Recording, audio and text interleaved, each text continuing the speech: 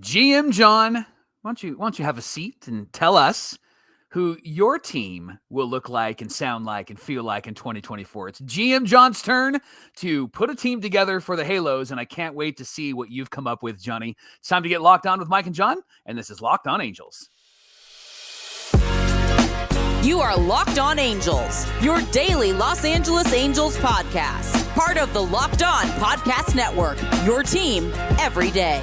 Thanks for making Locked On Angels your first listen of the day. You can find us anywhere you get your podcasts, including Apple Podcasts, Spotify, and SiriusXM by searching Locked On Angels. And if you want to give back to the Super Halo Bros for all the Angel content, here's some ways that you can do that. Leave us a rate and a review on Apple Podcasts. If you're watching on YouTube, hit that thumbs up button. And if you're not subscribed, please subscribe to become a Locked On everydayer. And whether you're watching or listening, come over to YouTube, leave a comment. It's one of the best ways to get in touch with us and be a part of the conversation. And today's show is brought to you by FanDuel. Make every moment more with FanDuel. Right now, new customers get $150 in bonus bets with any winning $5 moneyline bet.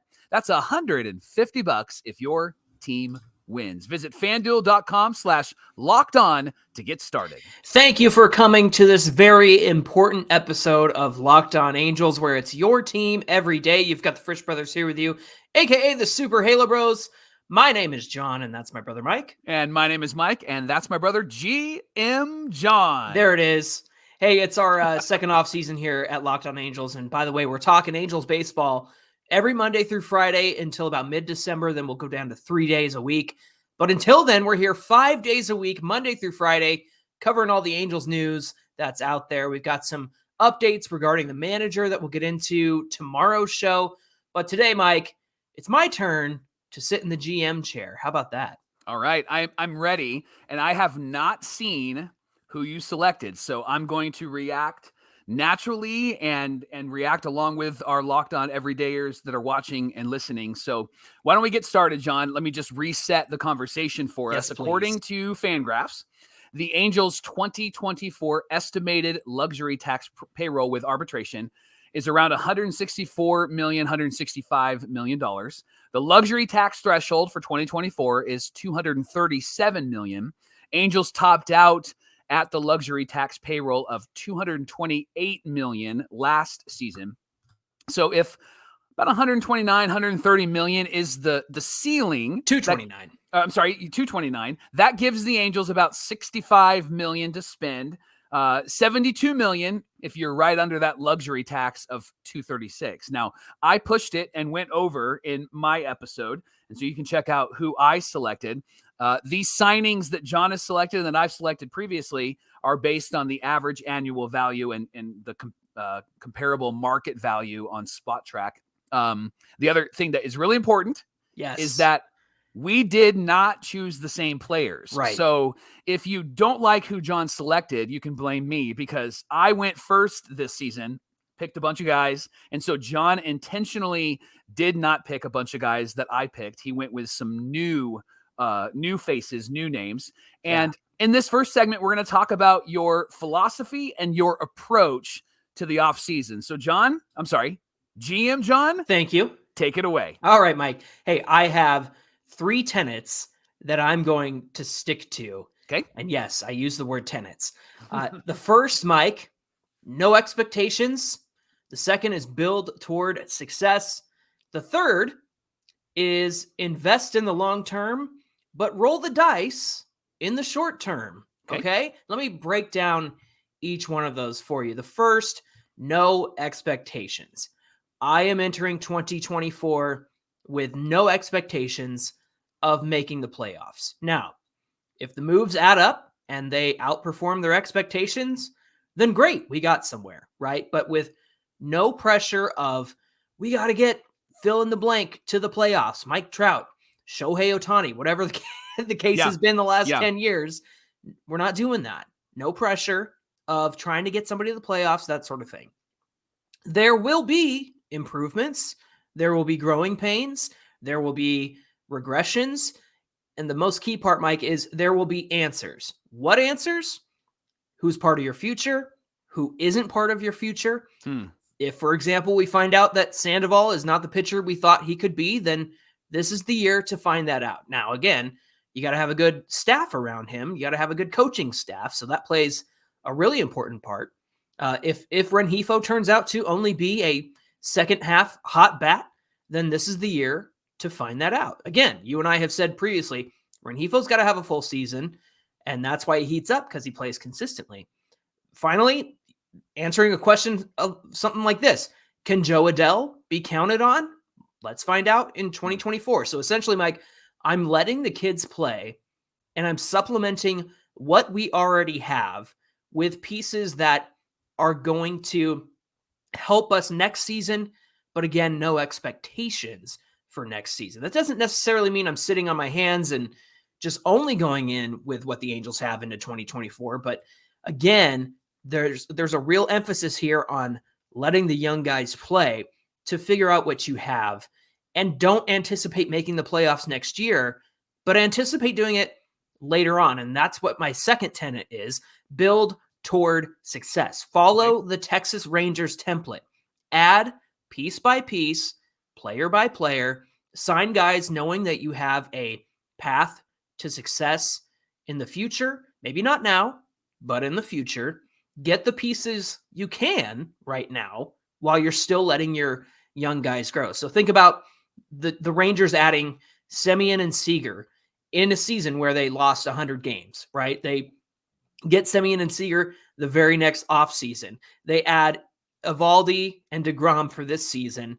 Not really sure where they're headed in 2023, but at the same time, they let Adolis Garcia, Ezekiel Duran, and Jonah Heim, those guys emerged while they continued to, let's add a piece here and add a piece there. They added offense one offseason, and then they added 2 pitchers this offseason. I know DeGrom didn't pitch this year, but that was their approach. So they added piece by piece, player by player. Now, one part of building towards success is anticipate your needs and the available players and answers coming down the line. So you might add a starting pitcher in 2024. Doesn't mean you can't add Tyler Glasnow in 2025 and add to what you've just accumulated this year. So again, it's not an everything all at once approach for me. It's, we're going to add this guy and anticipate having this guy next year or what have you, right? Okay. Finally, the third tenet, Mike, is invest in the long term, but roll the dice in the short term. And here's what I mean by investing in the long term. Long-term solutions mean adding pieces that will be around the next few years. So even if it doesn't mean win now, it means they can eventually. And what area do we always talk about as a need for the Angels? It's pitching, specifically starting pitching. We thought we had that changed because guys like Detmers and Sandoval took such great steps forward in 22, and then they regressed. We had Shohei being an ace this season, so we felt pretty good about pitching. But once again, it rears its ugly head, and we struggle with starting pitching. Sign players who can be around for the next 4 to 5 years. I think that that's really important to add to some longevity in the signing. So that's kind of my approach here. Positional depth is also an area of need. You sign your Brandon Drury, your Gio Urshela's guys who add to your depth, but also help you stave off any injuries. And then you give more time to minor league guys to develop for a few years. So you're not calling up Kyron Paris because you have backups in the form of positional depth. So I think that that's important in terms of investing in the long term. When I say roll the dice in the short term, here's what I mean. Bullpen arms. The Angels desperately need good bullpen arms. But here's the problem. Relievers are the most volatile kind of player in all of Major League Baseball, right? You can say that again, so say it again. Relievers are the most volatile players in MLB. Yes. You don't know what you're going to Amen. get. You don't know what you're going to get, even if they have a good track record. For example, Matt Moore was great with Texas in 2022. So we signed him to the 1-year deal. Hey, still great in 2023, right? Another example is Aaron Liu, the best reliever with a sub-1 ERA with the Mets in 21. Then he was awful for us for 2 years. Another example was Ryan Tepera. We signed him for 2 years. He wasn't like elite or anything, but it was like, a reliable bullpen arm that we can count on. Well, he got DFA'd early on in 2023. So rolling the dice in the short term means that, yes, I'm going to give some 1-year deals. I might give a minor league deal here and there whatever it takes. If you like a guy, bring him back, bring him around next year. But if you're confident that someone's performance is sustainable, bring him back. I think Matt Moore is very sustainable based on what we saw this year and what he continued to do with other teams. So those are my 3 tenets. Again, one more time is no expectations, build toward success, invest in the long term, but roll the dice in the short term. So all of this is leading to a couple of things. You're planning for the future. You get the answers to questions you needed to figure out for a long time. Like, can you count on Joe Adele? Does Trout need to move to a corner?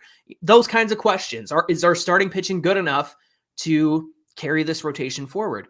And then again, no expectations, whether you inch closer to the playoffs and went, hey, we got a above 500 record this year. That's a win. Or you get there and surprise, you're there, you're in a wild card spot. Just take steps forward with the young guys that you have and play competent baseball with some pieces that are going to help you play competent baseball in 2024. Mike, those are my 3 tenets. What do you think?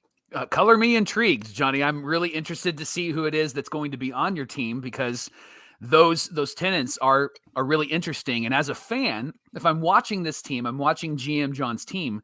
As a fan, I'm not getting completely and utterly disappointed with a loss and going, well, Ohtani's gone, right? Because you've already set the standard for what I can expect and what I shouldn't expect. And there's also hope for, but in 2 years, this team is going to be really, really good because of A, B, and C, and we're not rushing people to the major leagues. Time is the thing that we've talked about often. These players need time, right? And when you have time, you can trust the player that you are, the pitcher that you are, the hitter that you are.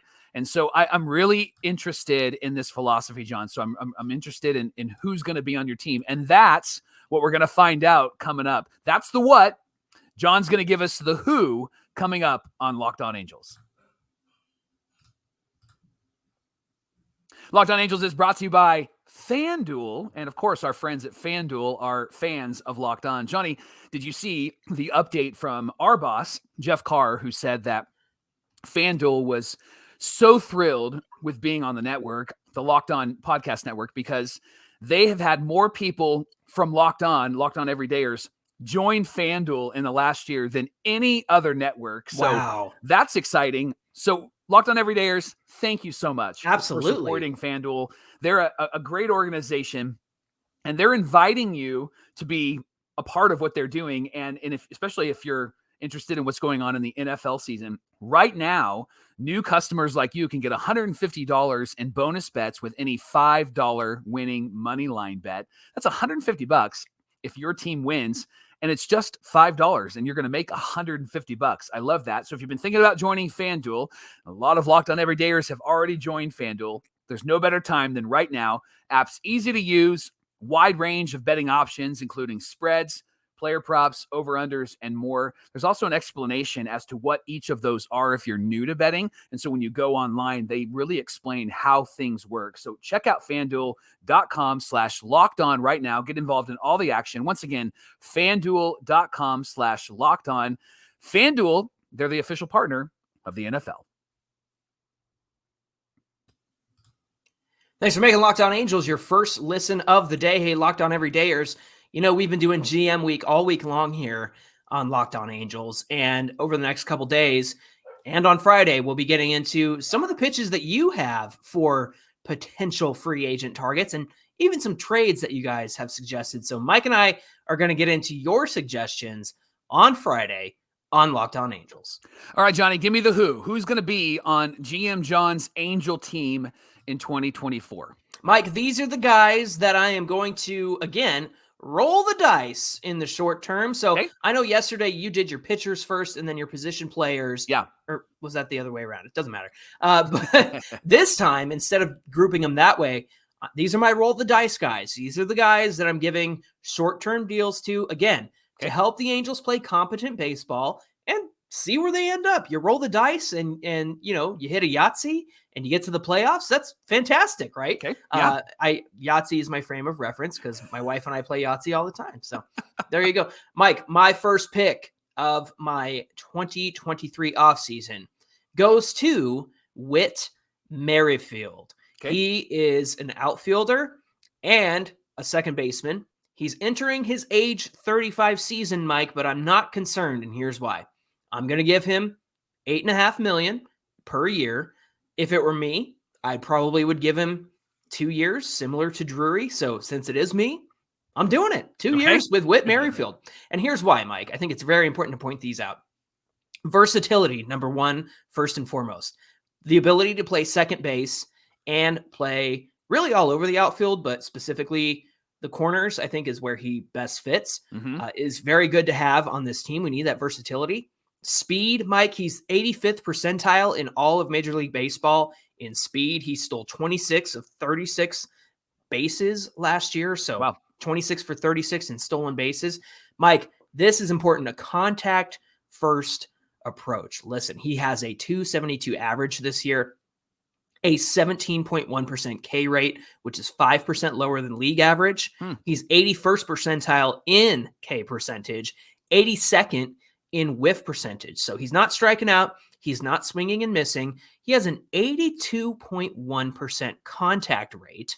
So he's hitting or he's making contact 82% of the time, and a 9% swinging strike rate. So a sub 10 is really good in that regard. So again, he's not swinging and missing, if that wasn't already hammered home already. The reasons why I'm picking him, Mike, he's going to hit for average. He's going to move runners over. He's a 282 hitter with runners on base, 296 average with runners in scoring position this past year. Desperately need that. And a career 295 hitter with runners in scoring position. Again, the outfield and the infield. He's speedy. Let's steal some bags again. So Whit Merrifield, my first choice. I know he's a little older, but that's why you're rolling the dice. You're going to get competent play out of him, and he's going to move runners around, or he's going to move runners on base around because he makes contact. So that's why Whit Merrifield is here. I love that he's good with runners in scoring position, and I love that you're addressing that particular issue with Whit Merrifield and lining him up with a Nolan Shonowell and somebody who can make contact like Nolan. Like, I love maybe top of the lineup Shonowell and bottom of the lineup Whit Merrifield. That's intriguing to me. So I already like that pick, Johnny. Whit Merrifield is not great at getting on base via the walk, which is something that Nolan Shonowell is good at. So I think they kind of balance each other out in that way. So you might see Shonowell as the leadoff guy and Merrifield down at 8, 9 maybe, so that he can be on base via the hit and also hit the, 6, 7, 8 guys in front of him in. Mike, the next pickup I have is Yankee fans are going to laugh at me, is Isaiah Kiner-Falefa. And the reason why I'm picking him as he enters his age 29 season is that he is a utility guy. You're through and through utility guy. He can play short, he can play third base, and he can play the outfield. I'm giving him $6 million a year. I would give him a short-term deal, 1 year, 2 years. But to me, Mike, he's purely a backup with really strong defense wherever he plays. He's not going to light up the charts in terms of his slash line, right? But he is going to play third base for you. He's going to play shortstop, and he's going to play the outfield. He doesn't chase, he doesn't whiff, and he doesn't strike out often. Again, contact first, like I did with Merrifield, 82% contact rate and an 8% swinging strike rate. So one tick better in both categories than Whit Merrifield. Mike, he had a 288 average with runners in scoring position last year, and he's been 266 in his career. IKF, to me, is the perfect backup. He's this year's Gio Urshela for me because you already signed Gio Urshela in yesterday's show. But Mike, the reasons I'm including him are defense. The Angels had a huge struggle last year with defense, and that didn't help starting pitching either because they had 91 unearned runs, Michael. So that's just ridiculous. Then the versatility that comes with IKF. He's a guy who can give somebody a day off. He can play third base when Rendon eventually gets hurt, and he can come in as a late innings guy if they need a little bit better defense up the middle somewhere. So IKF for me is definitely going to be my guy that replaces Gio Urshela this year. Yeah, so you hit runners in scoring position with both of those guys, but then you also bring defense. So he is a better squid IKF, right? He's not. He's going to Yes. actually play defense and he can hit. It's not a hole in the lineup. I like that move. And he's not going to swing for the fences because I think he has like 23 career home runs, which I was shocked at, by the way. Right. Michael Fulmer, Mike, is a right-handed reliever. He's entering his age 31 season. He was with the Cubs this past year for $4 million. So I'm going to do it again. I'm going to give him $4 million on a 1-year deal. He struggles with the walk rate. It is around 12%, but he does have a career walk rate of 7.6. I think that if you can fine-tune that, get him back to that again, I think that's really important. He did add a sweeper, so I'm sure that there were a lot of pitches out of the zone that ended up being ball 4 that got guys to either swing and miss or take. So that could have something to do with the walk rate. Yeah. But he misses bats, Mike. He's in the 92nd percentile in average exit velo at 86.4 miles per hour. So the ball is not being hit hard when he pitches it. He doesn't get barreled, doesn't get hard hit. I think he's going to be a good reliever. And I got one more reliever for you. Okay. Kind of a under the radar sort of guy. Yerry De Los Santos is 26 years old. He was with the Pirates. He was placed on waivers. Now he's got enough service time to be a free agent. Mike, I'm giving him a minor league deal. And so if we're going to add that up, I know it's less than $1 million, but let's just round it up to 1 million, right? So he'll have a minor league deal, but in terms of adding all of the totals so far together, let's just round it up. He's got a sinker at 95 miles an hour. He's got a slider and a changeup. Mike, he's got high ratings in velocity, barrel percentage. He doesn't get barreled up. He doesn't get hard hit. And he has this year with the Pirates had a 55.6% ground ball rate. He's got trouble staying in the zone. He's got a 12.5 walk percentage, which at age 26, get the right coaching around him, new manager, new pitching coach, new all that stuff. Get the right guys around him.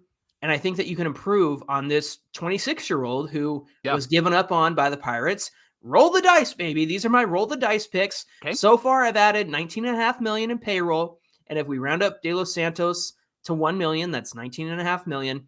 But those are the short-term deals, Mike. I've got investments for the future, and that's in the next segment. But do you like my roll the dice picks here? Yeah, these feel like meat on the bone type of players, right? Like it feels like I'm putting some bologna, some roast beef in the middle of that sandwich. And it's similar to what Perry did last year with some of the moves that he made in the offseason. And I before I give like all my thoughts, I'm really intrigued in what the investment in the future success looks like. So I'm looking forward to hearing which players you're going to sign on GM Jon's Halo team.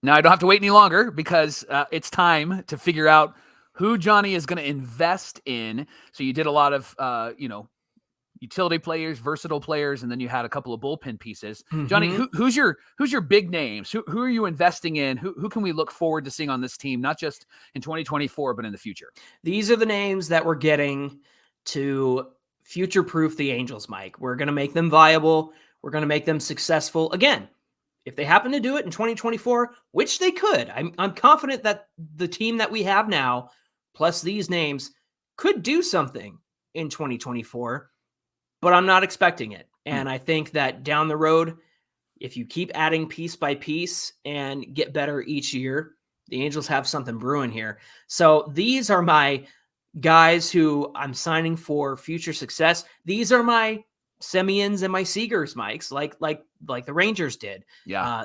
And the Angels, again, they might have success, they might not, but if they get to their destination sooner than they expect, that's great. So these are the guys that I'm investing in to keep around for a couple good years. First up, big name, Aaron Nola. I'm going with Aaron Nola because of a few reasons. Let me give you his AAV that I would give him. I'm giving him $28 million because it's going to be a competitive market. Yeah. His team, I read, wanted something in the like 30 million basically with the Phillies when they were talking about a new deal possibly. But 6 years, 28 million. That's a little bit higher than where MLB trade rumors guessed that he would get. But Mike, this is why I'm going with Aaron Nola and not somebody like Blake Snell or Sonny Gray. he pitches close to 200 innings on average per season. He Yep. hasn't been hurt since 2017. The only reason he was on the IL technically was because he caught COVID in 2020 and 21. From June 23rd onward this year, or I should say June of this year, 2023 onward, he struck out 27.9% of hitters and walked 5.5% of hitters. So that strikeout rate versus that walk rate, I think he can carry that into next season. I'm solidifying the front of the rotation when it comes to Aaron Nola. The year-to-year changes on his pitches in terms of velo and things like that, as he's gotten older, I mean, he's only 30, but he's been around since he was 22. They've been minimal, and he's not a high velocity fastball guy, but he mixes pitches well, and he's creative. He's got a nasty curveball. He's the guy that's going to lock down my rotation and be the Angels ace for the next 6 years. What do you think? Yeah, he's got a lot of playoff experience as well, especially the last 2 years. 2.35 ERA this year in the playoffs. By the way. And that's somebody that has a lot of experience, and the Angels desperately need somebody at the top of this rotation. Okay, Aaron Nola. Longevity, too. Like, he's not 200 innings. When's the last time a pitcher on the Angels has gotten to 200 innings? Right. All right. That's Aaron Who's Nola. Next, Johnny? Who's next? Mike, I'm bringing back Matt Moore. Give me more of Matt Moore. We need a lefty in the bullpen. I'm giving him $8 million, but I'm doing something a little bit different here, Mike. I want to give him 3 years. I want him to be around for ages 34, 35, 36, and a little bit of 37. I think he stabilizes the bullpen. I think he's somebody that has a proven track record now. He's done the relief thing 2 years in a row. He was a top 100 prospect when he was a starting pitcher for the Rays, and now he's a really successful reliever. I want my Kevin Jepsen. I want my Joe Smith. I want the guy who's here for a few years and is somebody I can rely on for the next couple years in the bullpen and not have to worry about that left-handed pitching spot. So Matt Moore is my next pick. Okay. Mike, this one I was actually pretty stoked about because I think I found a diamond in the rough a little bit. All right. And I'm talking about Shelby Miller, who's also a righty. He's going to be 33 this year. Mike, I'm giving him $3 million for the next 3 years because last year he only made $1.5 million with the Dodgers. Now, he did miss a significant amount of time because of some neck issues.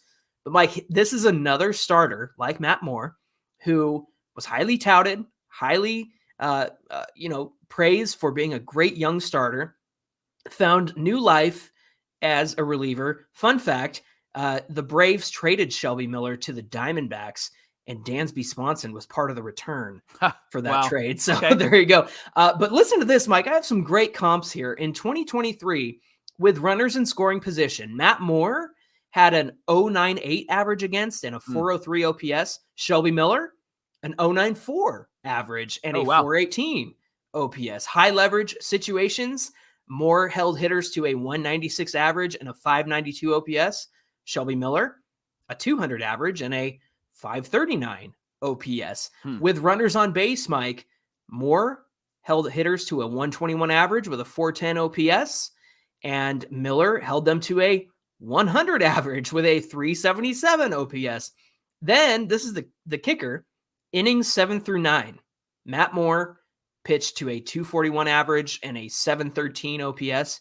Shelby Miller in innings 7 through 9, 146 average and a 508 OPS. So, Mike, in a lot of ways, Shelby Miller was not a lot better, comparable, if not better, than Matt Moore last season. And we all know what Matt Moore could do. So there we go.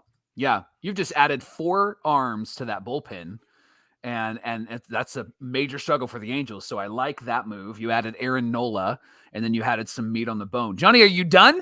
I'm not done because that puts me at $222 million under the luxury tax. But let's blow through this luxury tax, Mike. Let's do it. I'm going all the way to $270 million. That's because I'm signing Shohei Ohtani, baby. All right. He's coming back. $48 million a year for 10 years, Mike. Okay. The largest annual average value in history, largest contract in history. Yeah. It beats Scherzer's contract. It beats Verlander's contract. It beats Aaron Judge's contract. The Angels have always said they'll go over the LT for the right player. Well, this is the right player. They've Yeah. always said that. So put your money where your mouth is and go over the luxury tax and bring back Shohei Ohtani. Because despite the penalties that you incur, the 12% penalty plus 20% on the overage, because I'm 40 something above the luxury tax, Ohtani earns you back that revenue and more just by virtue of being on your team. So quit whining. Artie Moreno, John Carpino, we're going through this luxury tax. My idea of planning for future success, Mike,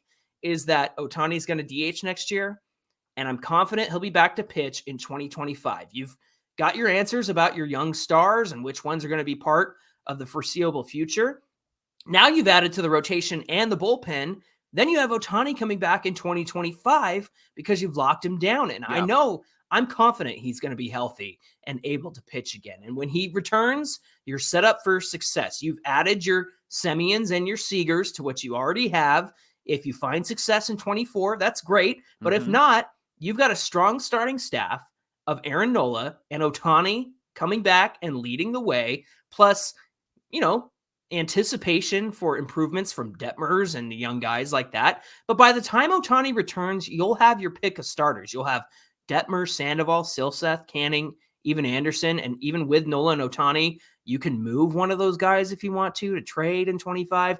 Anderson's gone after 25, not to mention the starters who might emerge in the interim, whether that's, draft picks or somebody they sign in free agency or whatever. But again, I'm bringing Ohtani back because I'm planning for future success. Yeah. And I know he's going to be a key part of that and bring the Angels a World Series, baby. I love that. Johnny, can I give you a grade? Hit me. I'm going to give you a grade, not because of the players that you've selected. I'm going to give you a grade based upon first your vision and your philosophy, because that is something the Angels have desperately needed and have sorely lacked in the last 10 years. John, you get an A. Because I love the philosophy behind this. I love what you've done here.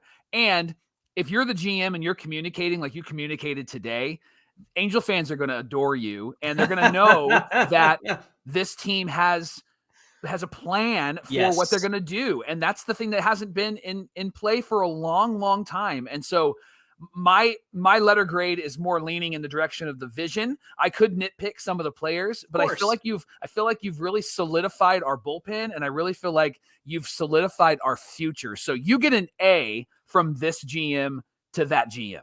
Very happy with my grade. Thank you. Sorry I gave you an A- yesterday. I didn't know you were going to give me an A. Hey, thanks for making Locked On Angels your first listen of the day, and we love that you're here. Locked On Everydayers, we're here Monday through Friday with all of your Angel content, and you can reach out to us in a few ways. Johnny, tell them how they can do that. Yeah, get at us at Locked On Angels on Twitter, at Super Halo Bros on Twitter and Instagram. Comment below the video on YouTube. Find today's episode. If you're on the audio side, come on over to YouTube. Comment below, get in on the conversation. Let me know how I did. Yep. You can hurt my feelings. You can praise my feelings, boost my self-esteem. Anything you have to say, we want to hear it in the comments. Mike, what do we have on deck for tomorrow's show? We're going to stay in the GM chairs, and Johnny and I are going to tell you about the managers and the coaching staff that we would put together, and that's tomorrow on Locked On Angels. Looking forward to that, and we hope you'll come back and join us again. Until then, my name is John, and that's my brother Mike. And my name is Mike, and that's my brother John. Thank you for coming to this press conference from GM Jon, and we'll see you back here tomorrow. Everybody's going to love you because you're re-signing Shohei. Hey, you didn't do it, so I had to do it. What a suck-up. Someone had to do it.